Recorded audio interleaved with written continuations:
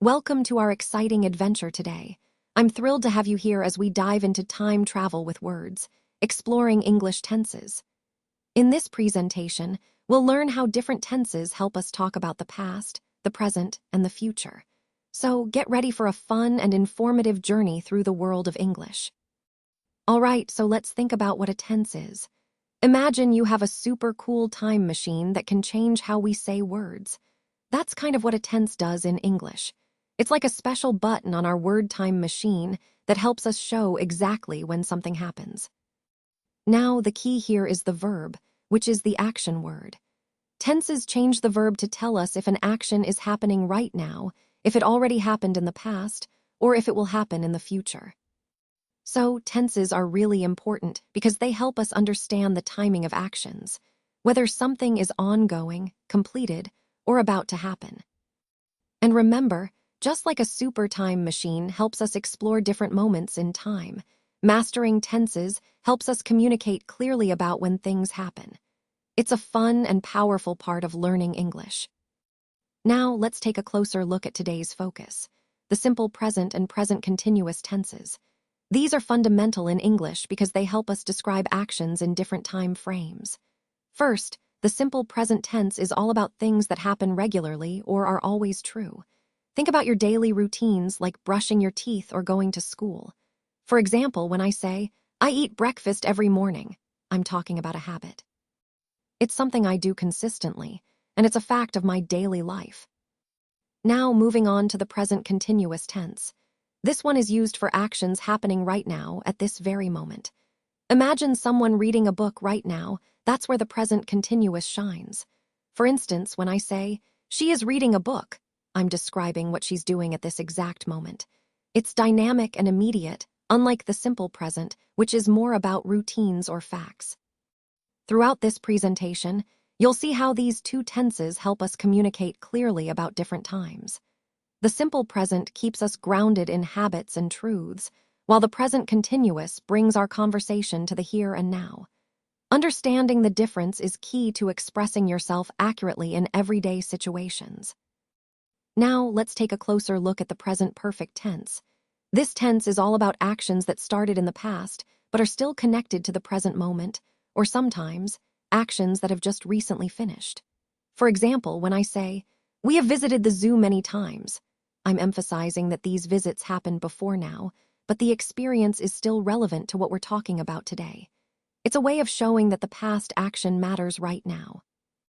Moving on to the present perfect continuous tense, this one is used for actions that began in the past and are still happening now.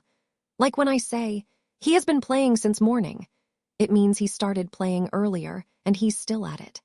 This tense highlights the ongoing nature of the action, emphasizing its duration up to the present.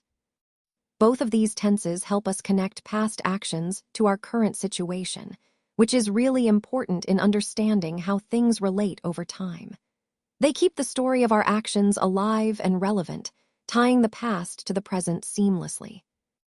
Now let's take a closer look at yesterday's stories through the lens of two important past tenses, the simple past and the past continuous. The simple past tense is used when we're talking about actions that started and finished at a specific point in the past. Think about it like narrating what you did yesterday, things that are complete. For example, you might say, I played with my friends yesterday. Here, the playing is over, and you're simply telling what happened. On the other hand, the past continuous tense helps us describe actions that were happening at a particular moment in the past. It gives a sense of ongoing activity. For instance, you could say, she was singing when I arrived. That tells us she was in the middle of singing when I got there. She was in the process of doing it. Both tenses are essential because they help us tell stories more clearly and vividly. The simple past gives us the completed actions, while the past continuous paints a picture of ongoing activity at a specific time. Connecting this to our overall theme, understanding these tenses allows us to share our past experiences more accurately and engagingly. Now, let's dive into the past perfect and past perfect continuous tenses, which are essential for talking about actions that happened before other past events. The past perfect tense is used when you want to describe an action that was completed before another action in the past. Think of it as looking back from a past moment like, They had finished dinner before the movie started. So, the dinner was completed first, and then the movie began. It helps us clarify the sequence of past events. Next, we have the past perfect continuous tense. This one describes an action that started in the past and continued up until another point in the past. For example, he had been studying for 2 hours when his friend called. Here, studying started earlier and was ongoing up until the call.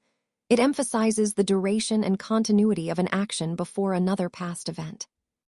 Both of these tenses connect past actions in a clear, logical way, which is really useful for storytelling or explaining sequences. Remember, the key is to think about what happened first and how long or completed those actions were relative to other past events. This helps us tell more precise and vivid stories in English. Now, let's take a look at tomorrow's plans and how we can use the simple future and future continuous tenses to describe them. The simple future tense is what we use when we're talking about actions that will happen at some point in the future. Think of it as making plans or predictions. For example, if I say, "I will go to the park tomorrow," I'm simply indicating a plan for later.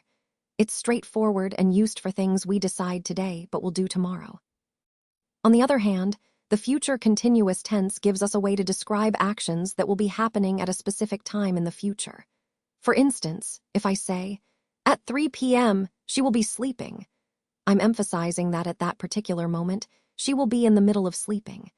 It paints a picture of an ongoing activity at a future time, which helps us add more detail and context when talking about plans. Both of these tenses are incredibly useful for expressing future intentions, but they serve different purposes. The simple future is about what will happen, often without focusing on the duration or the specifics of the timing.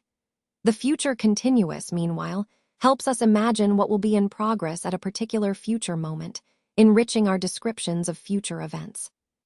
So, as we continue exploring these tenses, keep in mind how they help us plan and describe future actions with clarity and precision. All right, we're moving on to the final part of this section, the future perfect and future perfect continuous tenses. These are all about actions that will be finished or ongoing at a specific point in the future. First, let's talk about the future perfect tense. This tense is used when you want to describe an action that will be completed before a certain future time. For example, if I say, "By next year, I will have learned to play the guitar," it means that my learning will be finished before the end of next year. The key idea here is that the action is completed in the future, relative to another point in time. Now, the future perfect continuous tense is a bit different. It describes an action that will have been happening up until a certain future moment. For instance, by noon, they will have been traveling for 5 hours. This means their traveling will have started earlier and will still be going on until noon, at which point it stops. The focus is on the duration of the activity up to that future point. Both of these tenses are useful for showing us not just what will happen, but the timeline and the completion or ongoing nature of those actions. They help us express future plans, expectations, and durations more precisely, which ties back to our overall theme of mastering the different ways to talk about time in English. All right, let's wrap up our journey with a quick recap of what we've explored together. On this slide, titled Tense Trails, I want to remind you of how far we've come using our incredible word machine. We've traveled through the concept of tenses, which are really the backbone of telling stories clearly and effectively.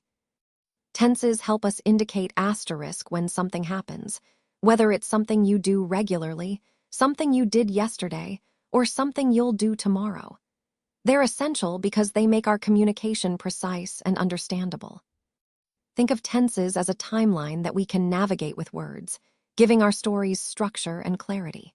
Whether you're describing daily routines, recounting past adventures, or planning future goals, tenses are the tools that make it all clear to your audience.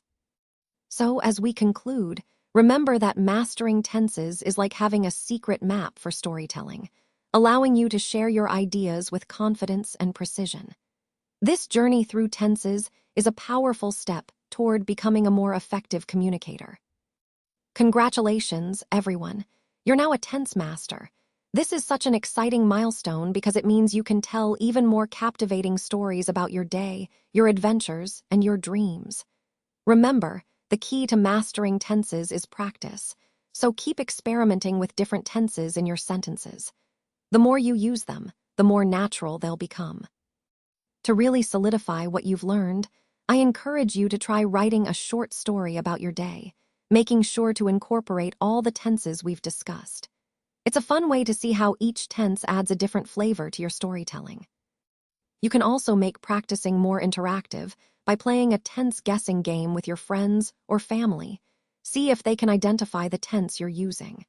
Listening to songs is another great activity. Try to listen carefully and pick out the tenses in the lyrics. It's a fun way to see how tenses are used in real-life language. Remember, mastering tenses is like unlocking a secret to telling stories across time. It opens up so many possibilities for creative expression. You've done an amazing job today, so keep practicing, keep exploring, and enjoy being a true time traveler with your words.